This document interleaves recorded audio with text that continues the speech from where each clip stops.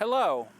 In my first ArchaeologyX video, I talked about the idea of using a machine to do deep archaeological testing in an attempt to find more Paleo-Indian sites.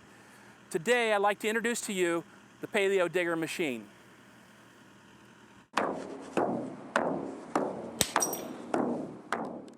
In my first video, published in January of 2019, I talked about Paleo-Indians in Pennsylvania and the difficulties in finding Paleo-Indian sites in deep floodplain soils.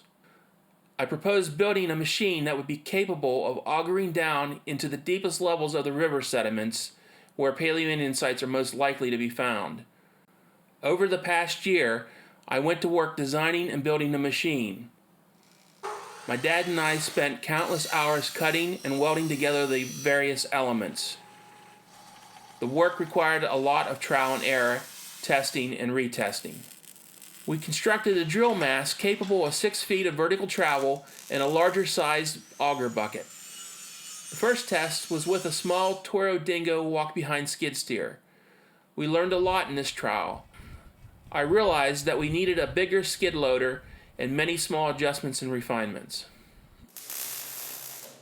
So this is, well, I call this the PaleoDigger Machine. How this works, it's hydraulically driven, it's a drill mast. This controls the up and down on the mast. It uses a set of chains and a block and tackle configuration with a hydraulic cylinder. So the length of the cylinder is doubled on the throw on the front of the machine. This lever controls the rotation. I can rotate it clockwise or counterclockwise. So how this works, when we're digging a hole, we dig down 10 centimeters at a time, and you can see I have it marked off in 10 centimeter increments on here. We dig down 10 centimeters, rotating clockwise. And once I get 10 centimeters of soil in there, I then stop the rotation and I rotate it backwards, counterclockwise, and the bottom of the bucket closes. Then I can lift it up out of the hole, and then this lever attaches into this hole in the mast, and then by lowering the mast, this whole thing kicks out. With the kick out, then that bucket, it comes out over this tub, and I can release the latch on the bucket, and we're making a set of handle right now to hook under the bucket so that 2 people can lift the bucket up, and it dumps the soil into the tub. And then once we have the soil in the tub, that can latch back together and go back down the hole to get the next 10 centimeter level. And then the wash tub with the soil in, we pick it up, and this screen is made, I can move it around and position it. We dump it into this screen, and then that hydraulic control valve controls the rotation speed of the screen. And this spins the bulk of the dirt out of the sample. And then we have a stationary screen that sits on the back side of this. Once this dirt's spun out of here, then we can pick this up and just dump that while it's still spinning into the stationary screen, so that the person, whoever's looking for artifacts, they're sorting through the artifacts while the next bucket of soil is coming out of the ground.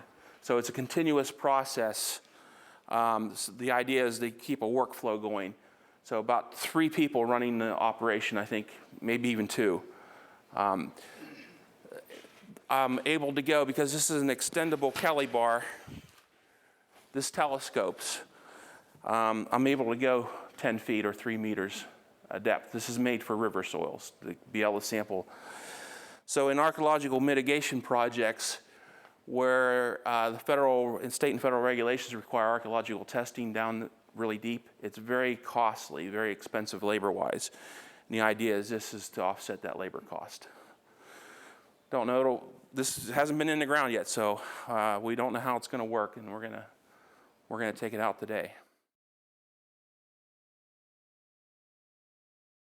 Well, this morning we're here at the Slickerman Bottom Site, 36S04, located in Somerset County, Pennsylvania. This is a site where a fluted point was discovered during construction of a small farm pond. We're going to try to see if we can find evidence of this archaeological site using the machine, and maybe some Paleo-Indian artifacts, hopefully. Before we started digging, I flagged the locations of 4 test pits along an east-west transect that paralleled Beaver Dam Creek. All 4 test pits were excavated through the fine stream sediments to the depth of coarse stream gravel. The depths ranged from 70 centimeters to 130 centimeters. This was the first test of the revolving screen with stream sediments. This expediently built prototype provided valuable information that was used to build a more refined version. The new screen is better balanced on its mount, and the drive mechanism is entirely enclosed for safety. The screen capacity was increased 160%. The auger drill worked exceptionally well. The first 2 test pits were excavated in 10 centimeter levels, and the second 2 were excavated in 5 centimeter levels. The vertical depth control probably exceeds that of test pits excavated with a spade shovel. The lever mechanism that kicks out the auger to its dump position worked well, but the process of engaging and disengaging the lever is somewhat cumbersome. A new addition is a hydraulic cylinder that replaces the lever mechanism. This improvement should speed up the cycle time between excavation levels. Unfortunately, we did not find any prehistoric artifacts. Only historic artifacts were found, which included a few fragments of glass and 1 fragment of redware pottery. My assessment of the stream sediments is that they were likely deposited within the past 200 years. In an on-site consultation with Mr. Slickerman, we learned that the fluted point was found above the floodplain along the toe slope of the hill. He showed us other stone tools that were found in that same location. Although we did not find evidence of the prehistoric inhabitants, we did gain valuable experience with the machine.